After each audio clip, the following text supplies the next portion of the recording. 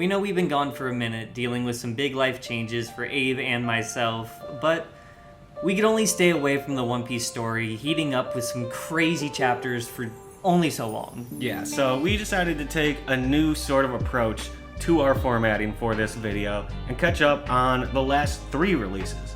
That means we have a lot of chapters to get to, so let's start with a brief 1157 recap, just because that's kind of the least eventful of the group. Essentially, Rock's Pirates infighting, Harald getting cock-blocked by the world government from trying to help people that helped him, Shakky's still hot, people simp, she opens a bar, and then the world government offers a very interesting deal to Harald to join them at the table if he'll kill Rocks. So now that that's out of the way, let's roll with the rest of these chapters. And also, let Oda cook, because these last 3 chapters, 1158, 59, and 60, god damn, dude. Some jaw-dropping reveals, insight into the psyche of many characters involved directly in the God Valley incident, and still even more questions now posed that we have no answers to. And like you said, because there are a ton of legendary individuals in these chapters, instead of doing it chapter by chapter, we're going to jump more from character to character that are really relevant in these handful of chapters. So, let's start actually with the cover series, because it is still somehow going on. Yeah, and there's not much to talk about because it's mostly just the end of Yamato's pilgrimage as she finishes it out. But there is one thing we wanted to address, and that is Gecko Moria's true name being revealed as Kozuki Moria. Yeah, and you kind of would miss it if you don't see it in the bottom corner down there, but they presume he's dead. He's the hero of Wano, and you made an interesting point that now that Kaido's gone and he can return home, that opens so many storylines for him to stay in the story if he's not dead. Yeah, Rio Poneglyph, he could be part of revealing Pluton, and also we could still see him turn good because we know that he played a part in Kobe's escape as well. So who knows where Oda could still be planning to take his character. As long as Blackbeard didn't kill him, the sky is the possibility in this.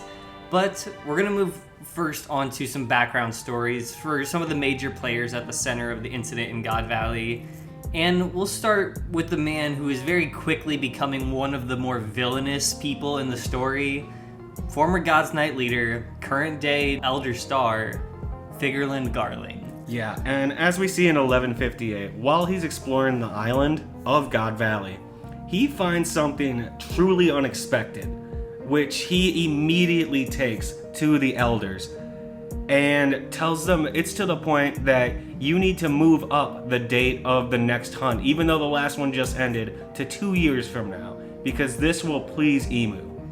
And to take it a step further, while we don't know as readers yet at this point what the reveal is. You can see it in his eyes. Yeah, we learn later on he also went so far as to impregnate one of the locals on this island that he discovered and waited until after the full pregnancy so he didn't have to be involved in her life at all, and comes back to his surprise to not 1 but 2 babies, being Shamrock and Shanks, before wasting less than a minute and stabbing their mother right through the stomach because he found somebody better. Yeah, as he simply tells her, nope, I've got a better one waiting for me. I just gotta win this event first. Kills her. All right, let's get it going. Just a sick man. Yeah, he's a bad guy.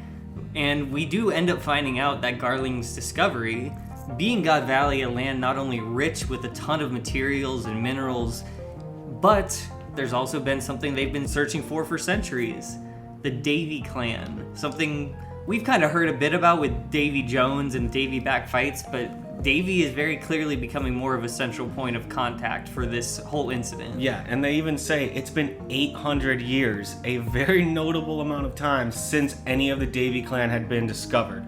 And we then cut to Rocks making a final plea with Harald, where he also reveals that he is part of this clan and his true hidden name is Davy D. Xebec. And while the reveal of this itself is crazy enough, this also came after Harald had directly clashed with Xebec, telling him he's like, hey, I can't associate with you, so I might as well kill you to get my country a seat at the table. And Xebec being honestly very diplomatic, where he's trying to talk him through why this is a bad idea. But yeah, these two had apparently broken off their friendship, and yet they were still friendly enough to have a bit of a ceasefire when they came head to head so that he could give him this background context as to why it's so important to him.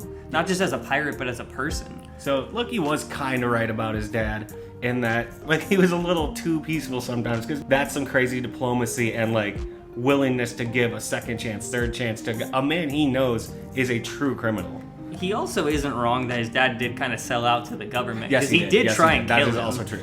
So Loki's kind of 2 for 2 in profiling in that way. But Xebec does also reveal something else. Not only has he hidden his name, but he's also hidden his family in a way that people like Dragon have done as well, just so that nobody targets them as they are this prominent figure. And he tells them that his wife and his child, born 2 years ago, are now in a grave amount of danger. This isn't just about the treasure. This isn't just about anything else drawing them to the island. This is his home. Yeah, and it's interesting because, as we see, he knows about Shakky, and this is why he's having this conversation. However, he's not even worried about her. He is only worried about saving his wife and son. So it's interesting, he clearly cared about her. Mm-hmm. But the world government messed up, and he says so himself by taking Shakky, because that's the only reason that he finds out that his family's in danger before their lives are taken. Yeah, and the only reason that they took her in the first place is because Garling told them, hey, I found this island, but I want this as my prize. Yeah. So he himself had his own hubris of getting a bit too far ahead of himself. And not only did they take the most desired woman on the planet, who has some of the most powerful pirates in love of her, she is the crown jewel of Pirate Island, and she is so famous and well loved, and this is just kind of a funny joke, but the world economy just stopped for a couple weeks. When she was kidnapped, yeah. Yeah, they just stopped buying everything. No one wanted to live anymore. It was their COVID. Pretty much.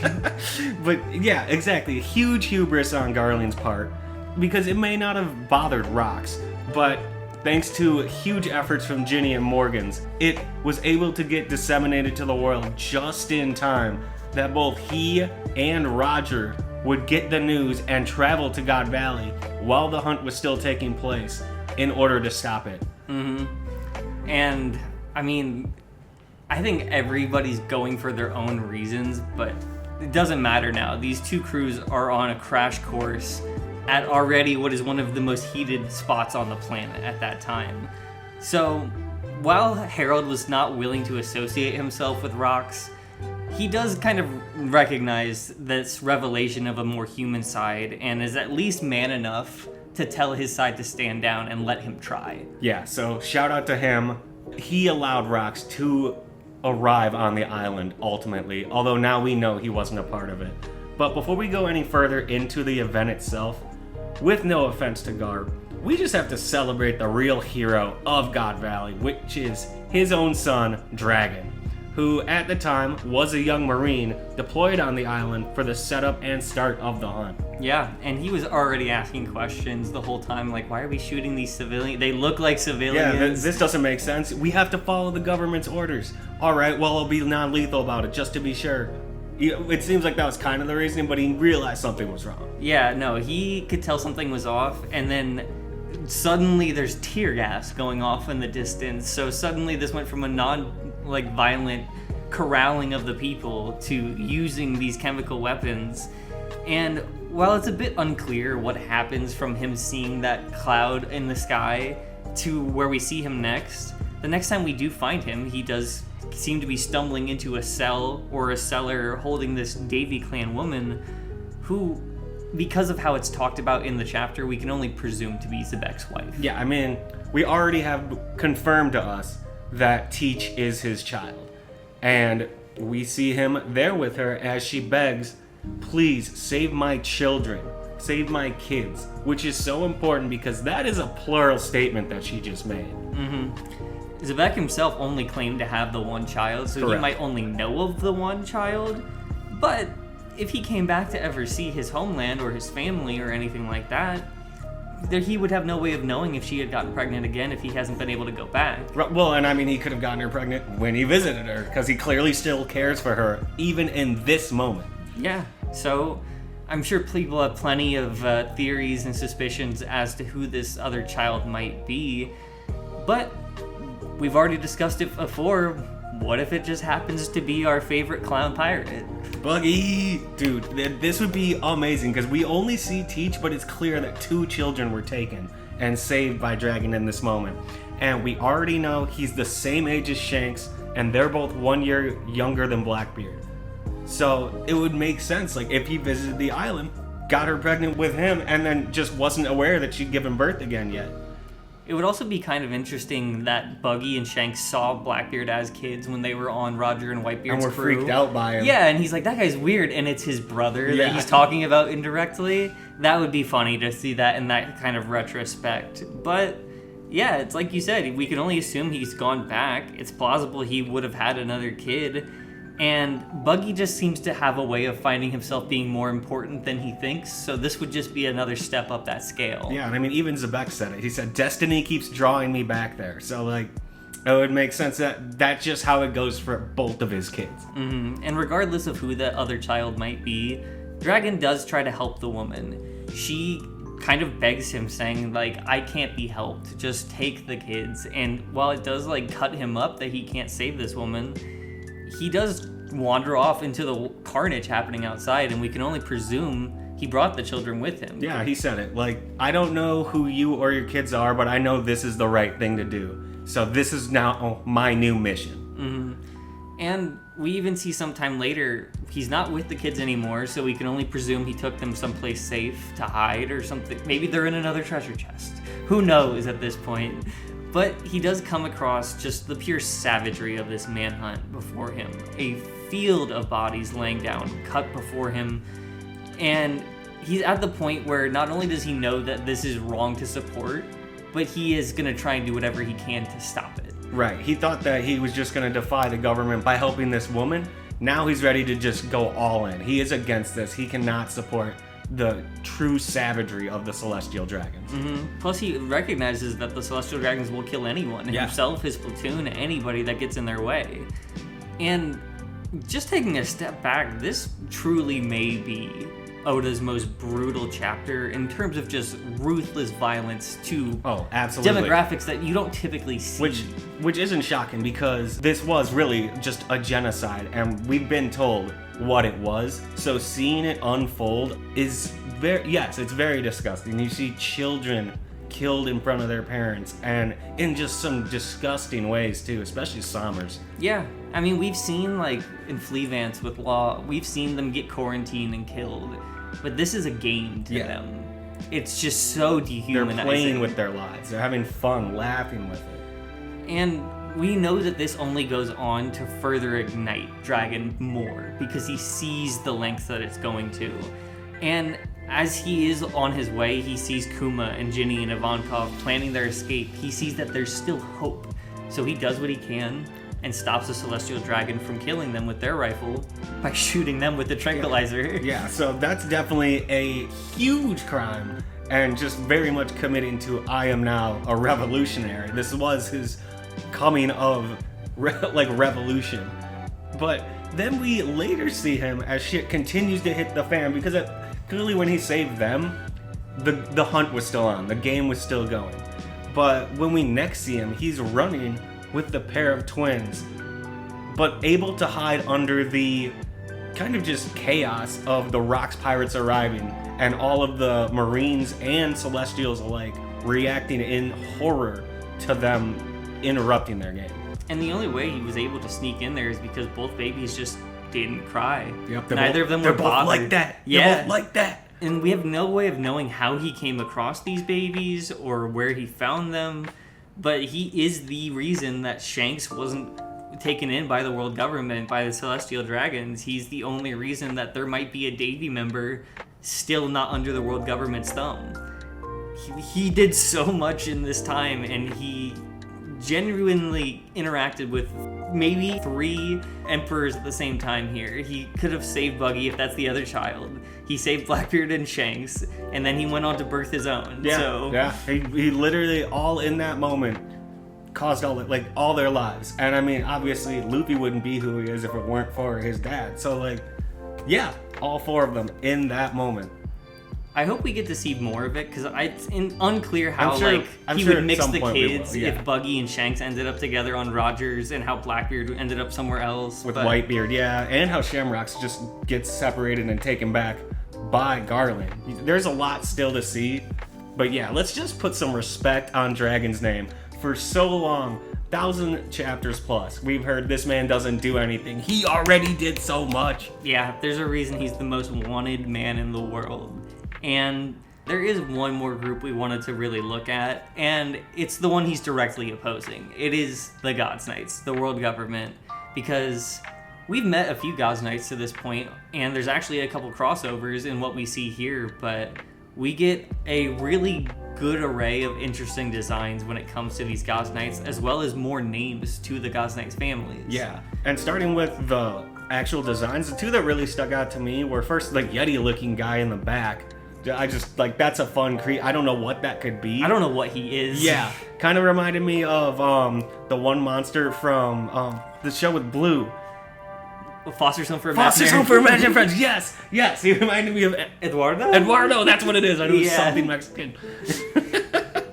But no, there was him, and then the other one that stuck out to me was the guy wearing a very similar skull mask with horns that looked a lot like what Rode was wearing while impersonating the sun god at the start of Elbeth. And we also do get the names Bavette, and while I do believe we've heard Manmeyer before, we also do get a direct confirmation that Gunko is associated with the Manmar family, who a lot of people seem to have a lot of faith in Gunko. She is kind of like the betting favorite for some people, and even her own family says we have a fighting chance this year because of you. So Gunko is very held in a very high regard. She was already definitely on the track to become one of the Holy Knights. She was just younger at this point. They clearly, from a young age, had her training for her current position. I mean, she might have even have a separate position still, because we do learn of a nickname she had called God's Tool or God's Steel, which pretty much to me confirms directly that not only is she connected to Emu, because we also see Sommers and Garling here. Everyone's young. Now they're old. Gunko is not old. No. And Emu doesn't age either. But her being called God's Steel, it just makes her seem like more of an object and a extension of Emu rather than her own person. And again, makes us very, very much interested in what her true background is, because it does seem like she was taken and just radicalized from a young age and driven to be this. This has always been her point, as long as the government has had her. So whatever happened with her before Brooke, there's more going on there. Yeah, but that's just one of the questions we're gonna have to wait to have answered. I don't know how much more we're gonna get of God Valley. I'm kind of surprised we made it this far. Yeah, it kind of seems like we've gotten to this point before where all the people have arrived. We've seen it before. So whether Oda is ready to continue dumping it to us, or is gonna again make us wait for the full reveal of that battle, remains to be seen. Yeah, and we're gonna have to wait for after the break week to find out when the next chapter drops. But it felt good to be back doing reviews with you guys again. We hope that you enjoyed the format that's a bit more streamlined so that we can focus more on the major events. As always, we appreciate your guys' support, so leave a like on the video if you enjoyed. Comment what your favorite part of all of these chapters were, because there's so much to go through. Subscribe to join our growing pirate fleet, and as always, be crew!